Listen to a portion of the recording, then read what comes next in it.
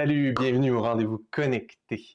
Aujourd'hui, je te demande, est-ce que tu as assez d'espace en toi pour accueillir les nouvelles choses qui sont là pour toi? As-tu assez d'espace finalement pour avoir de l'intuition puis avoir la capacité, le potentiel d'avoir des nouvelles et des meilleures idées? Il y a pas si longtemps que ça, en fait, avant que je lance Full Connecté, j'étais vraiment dans une espèce d'état saturé. C'est comme si j'avais tellement appris de choses, tellement fait de choses, que j'avais la tête pleine de concepts, pleine d'expériences passées, pleine de tout ce que j'ai vécu. Puis, ça a pris un moment avant que je sois capable d'articuler qu'est-ce que je voulais faire avec Full Connecté. Puis, mon ami Véro m'a super bien résumé ça. Elle dit, c'est comme si ton verre était trop plein. Tout déborde. Il n'y a pas de place pour des nouvelles affaires en toi. Il faut que tu vides ton verre. Je fais, c'est tellement une bonne métaphore. Souvent, c'est ça le problème. Souvent, on est là, on vit notre vie, mais on est tellement saturé d'informations, tellement saturé de nos expériences passées qu'il n'y a plus de place pour du nouveau. On est trop plein. Puis là, à chaque fois qu'on essaie de faire quelque chose, on repart toujours sur des bases existantes. On repart sur des choses qu'on a déjà faites, sur des expériences passées, sur ce qu'on croit connaître, qui est la réponse parce qu'on l'a vécu, puis on a eu des preuves dans la réalité que c'était ça la vraie chose. Puis au final, on fait juste répéter la même chose qu'on a toujours faite. Fait que si tu as envie de créer des nouvelles expériences, des nouvelles créations, des nouveaux résultats, si tu as envie de nouveaux résultats, il faut que tu aies de la place en toi. Puis le meilleur exemple que j'ai pour ça, c'est vraiment le verre d'eau. Comme mon ami Véro l'a expliqué, comment tu te sens par rapport à créer des nouvelles affaires? Est-ce que tu as déjà toutes les réponses? Si tu as déjà toutes les réponses dans ta tête, c'est probablement parce que tu te bases sur ce que tu connais déjà, tu te bases sur toute ton expertise, puis tu te poses pas de questions. Pour moi, poser des questions, c'est vraiment une chose incroyablement puissante. C'est un outil incroyablement fort, puis c'est underrated. La plupart des gens se posent pas assez de questions. Des fois, on me dit, hey, tu te poses beaucoup de questions. Il y a plusieurs niveaux pour se poser des questions. Tu peux te poser des questions juste au niveau mental. Puis là, tu restes dans ce que tu connais, dans ta petite boîte carrée de ton mental. Ou tu peux poser des questions vraiment ouvertes. Puis là, tu peux laisser la vie, l'univers t'amener des nouvelles réponses, des nouvelles possibilités. Mais pour y arriver, il faut que tu aies de l'espace en toi. Donc, comment on fait pour se créer de l'espace en soi? La première étape, c'est de reconnaître qu'on est plein. Reconnaître que, tu sais quoi, c'est vrai que je me base bien gros sur ce que je connais parce que c'est rassurant. C'est rassurant quelque part d'être dans un environnement connu, de faire des choses connues. Puis ça demande un certain courage de laisser aller, laisser partir des choses qui étaient là, on les a vécues, on les a connues, puis c'est du connu. Hein? Moi, je vais te le dire, je vais te partager un truc. Jusqu'à l'âge d'à peu près 5 ans, je pense, je me promenais avec ma doudou. J'avais une doudou bleue, là. C'était doux, là. C'était super rassurant. À chaque fois qu'il y avait quelque chose qui allait pas, j'allais chercher ma doudou, puis là, je m'écrasais avec ma doudou. C'était réconfortant. Puis le jour où ma doudou a été trop scrap pour que je puisse la garder, j'ai dû faire un deuil de ça. Puis un deuil d'enfant de 5 ans, mais quand même, j'ai fait un deuil. C'est la même chose avec nos concepts. J'aurais pu relancer des programmes que je connaissais déjà, des programmes que j'ai déjà faits, puis en même temps, il y avait la petite voix en moi qui disait non, tu l'as déjà fait ce chemin-là. Tu le connais, tu sais où ça va. Been there, done that, c'est plus ça. Mais pour découvrir c'est quoi la nouvelle chose, qu'est-ce qui a envie d'émerger à travers moi, il faut que tu sois à l'écoute, il faut que tu sois ouvert, il faut que tu fasses de la place en toi. Et donc, ça passe par un certain processus de deuil, de déconstruction de ce que tu crois savoir pour t'ouvrir à des nouvelles possibilités.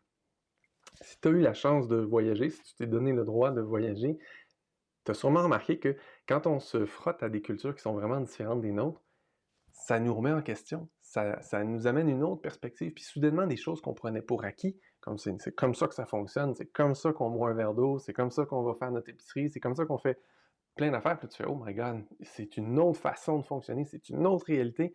Puis là, soudainement, tu es capable de voir que, ben oui, ma façon de faire, que j'ai toujours faite, qui avait l'air la vérité, c'est pas la seule. Il y a d'autres manières de faire.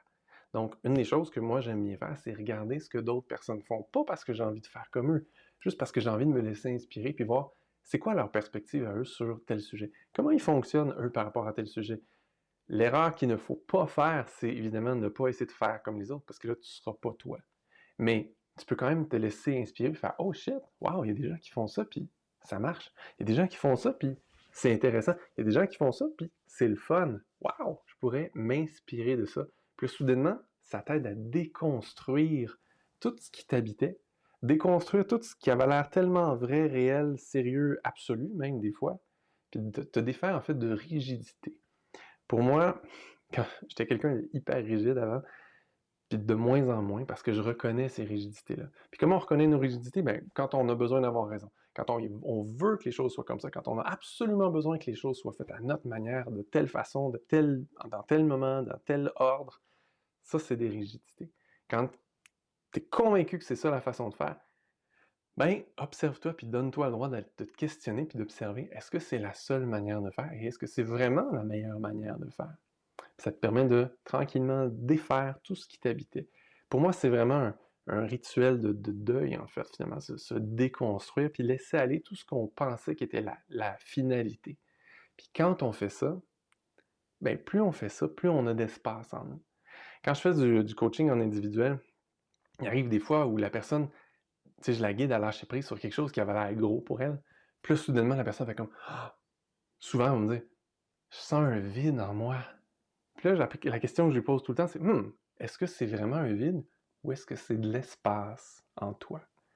Puis là, soudainement, la plupart des gens font comme waouh, c'est vrai, c'est de l'espace. Parce que si c'est un vide, tu veux le remplir. La plupart des. En fait, la nature a horreur du vide. Puis la plupart des humains ont toujours besoin de se sentir un peu plein. C'est comme rassurant.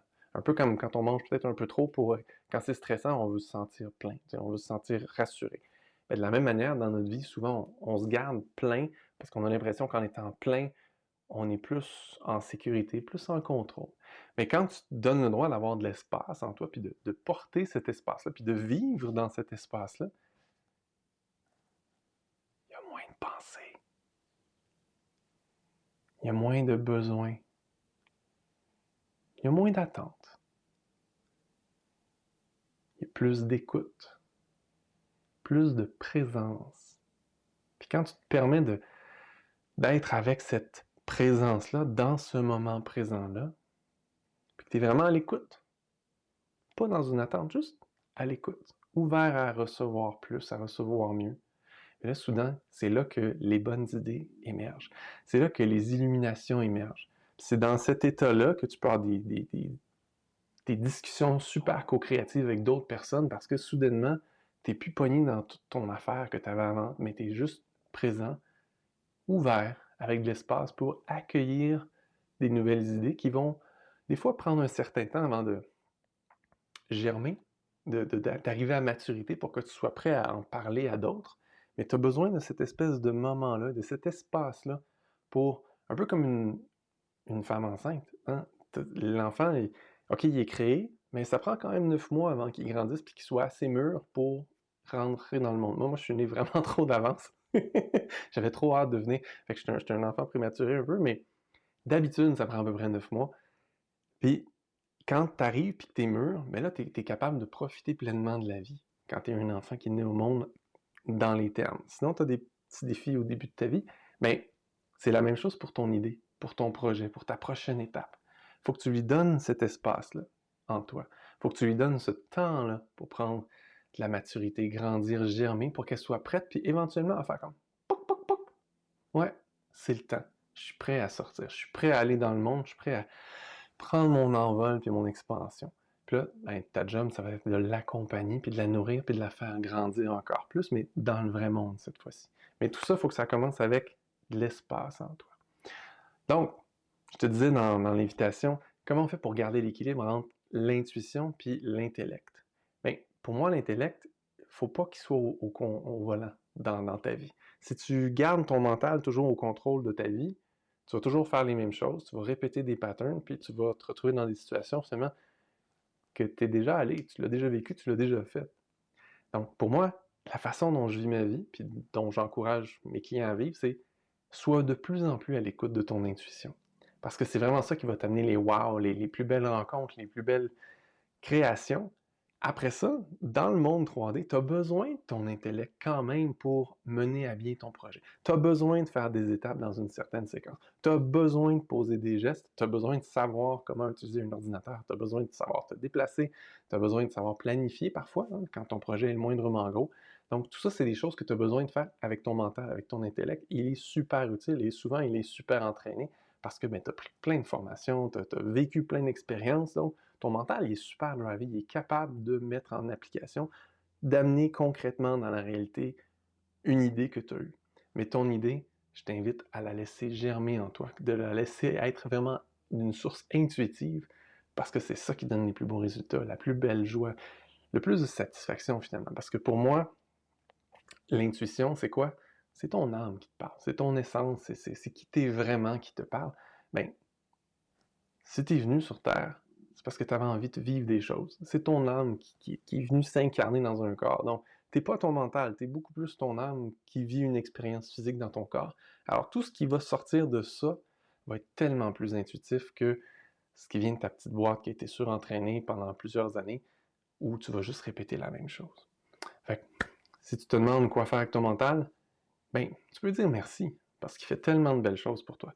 Fais juste le mettre dans le siège passager, puis laisse la place à ton intuition. Puis si tu ne sais pas comment, ben, contacte-moi sur fullconnecté.com. Je vais t'aider à te reconnecter, à quitter vraiment, pour que ben, tes idées, ta vie, ta business soient basées sur qui tu es réellement, est-ce que tu es venu vivre dans cette vie-ci. Puis, ça va prendre de la place pour que tu puisses laisser germer tout ça. Donc, commence déjà à laisser aller les choses qui sont peut-être plus utiles, les choses que tu as peut-être plus besoin. Tout ce que tu as déjà vécu, puis te dire, ouais, quand je sens que c'est pas assez cette affaire-là, il est temps que j'aille vers quelque chose de nouveau, mais fais la place en toi pour que tu te donnes le droit de laisser grandir en toi ces nouvelles merveilleuses idées-là. Je te souhaite une super semaine. À bientôt.